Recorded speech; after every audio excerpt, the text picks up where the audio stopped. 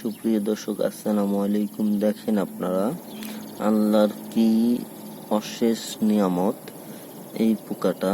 আপনারা হয়তো বা চিনবেন। আপনারা দেখেন এই পোকাটা কিভাবে নিজের জীবন বাজি রেখে,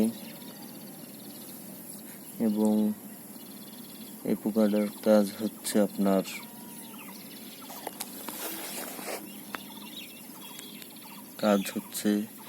শুধুমাত্র এগুনের রাস্তা এই গাছের উপরে উঠে পাতা খাওয়া। এবং এই গাছটা খুব কার্যকারী এবং পরিচালিত। এই গাছটাতে অনেক উপকার হয়। দেখেন আপনারা,